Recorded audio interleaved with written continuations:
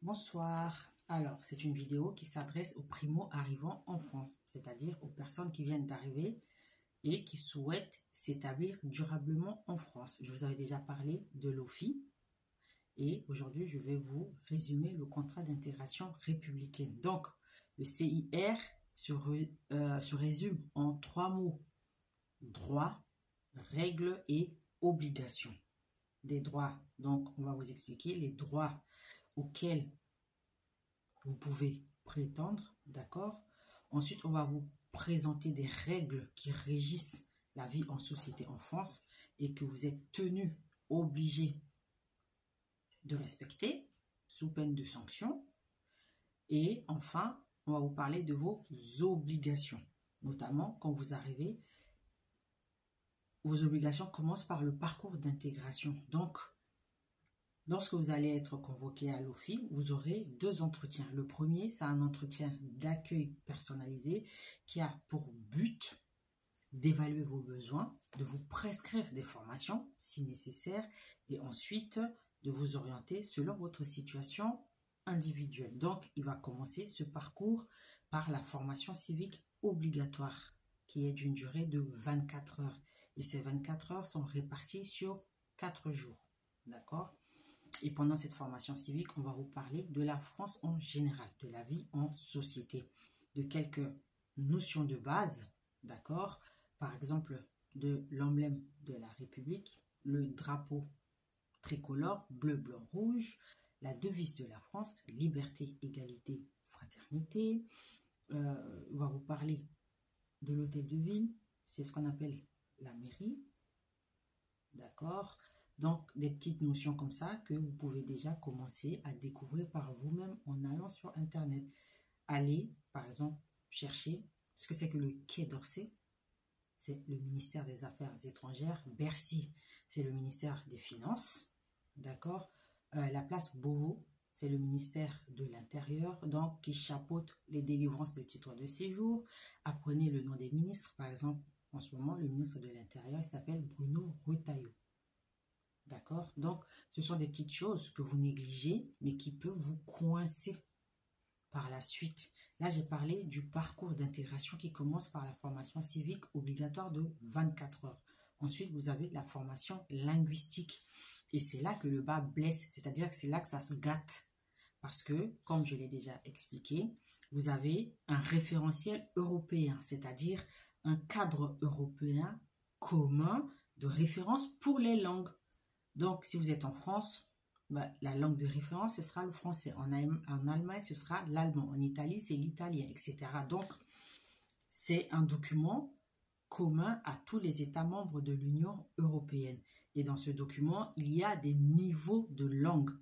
D'accord? Vous avez le niveau A1, A2, B1, B2, C1, C2. Le niveau A1, c'est ce dont je vais parler aujourd'hui. Les autres, j'en parlerai plus tard, correspond au niveau élémentaire, c'est-à-dire que vous devriez être capable d'écrire, de faire des phrases simples comme un enfant qui va à l'école primaire, l'école élémentaire en France. C'est-à-dire que vous devriez savoir écrire une phrase, exemple, aujourd'hui, nous sommes mercredi 6 août 2025. Et vous devriez savoir écrire comme un élève d'école élémentaire. Donc, si vous êtes en France, vous venez d'arriver, vous souhaitez vous installer en France et que vous avez des enfants, il n'y a pas de honte. Prenez le cahier de vos enfants. Apprenez ce qu'ils font à l'école. Même s'ils sont en CE1, prenez leur cahier. Surtout leur cours d'histoire, de découverte, lisez. Vous allez avoir le niveau minimum pour faire des petites phrases simples. Sujet, verbe, complément. Parce que c'est sur ça qu'on va vous évaluer sur le plan linguistique, avant de vous délivrer une carte de séjour pluriannuelle, c'est-à-dire d'une durée de validité de 2 ans. Autrement, comme je l'ai dit, vous allez tourner en rond tous les ans à prendre rendez-vous pour aller à la préfecture, obtenir une carte de séjour d'1 an. Si vous n'avez pas le niveau d'un élève élémentaire en France, ça, c'est le niveau A1. D'accord? Donc, je vous donne un exemple de ce que vous pouvez ou ce que vous devriez savoir pour obtenir le niveau A1, pour atteindre ce niveau-là, pour prétendre à la délivrance d'une carte de séjour de 2 ans, c'est par exemple l'interrogation. Vous devriez savoir ce que c'est. L'interrogation, qu'est-ce que c'est? C'est le fait de poser une question. Et comment reconnaît-on une question? C'est dans une phrase qui commence par une lettre majuscule et se termine par un point d'interrogation. Et il faut savoir qu'il existe 2 types d'interrogations. Les questions fermées, l'interrogation, c'est poser une question.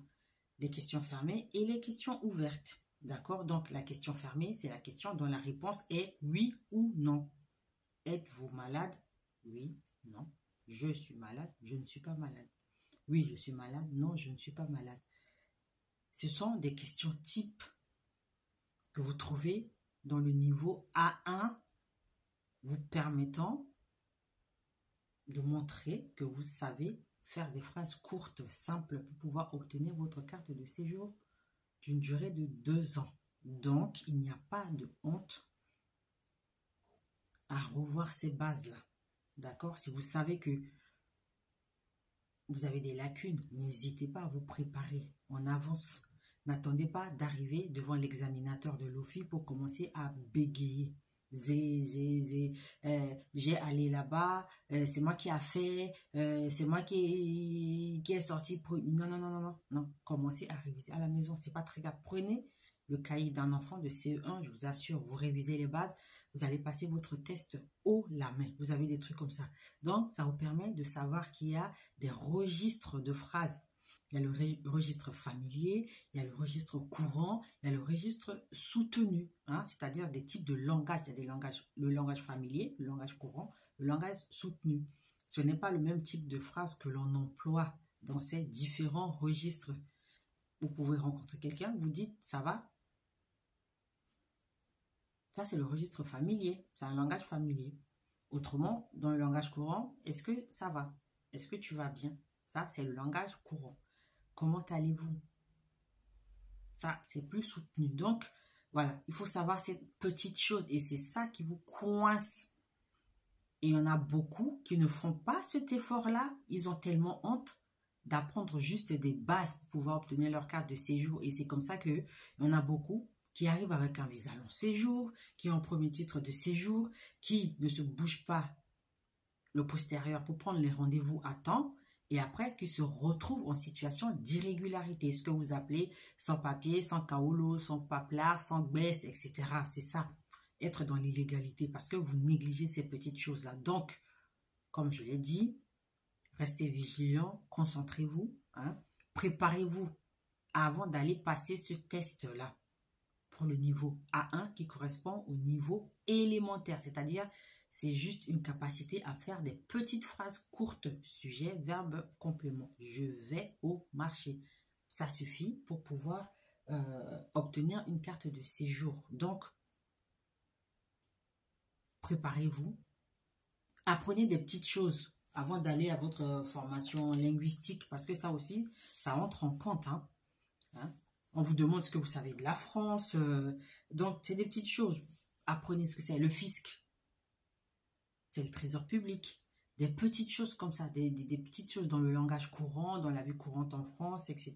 Donc, ça vous permettra justement d'utiliser des expressions familières et puis de ne pas bégayer le jour de votre passage de ce diplôme A1 qui va vous permettre d'obtenir votre carte de séjour pluriannuelle, donc d'une durée de validité de 2 ans. Donc, n'hésitez pas à faire des petites remises à niveau, d'accord, afin d'obtenir vos papiers. Autrement, si vous vous amusez, comme je l'ai dit, vous allez traîner avec une carte de séjour d'1 an toute votre vie et puis vous risquez à terme de vous retrouver sans papier.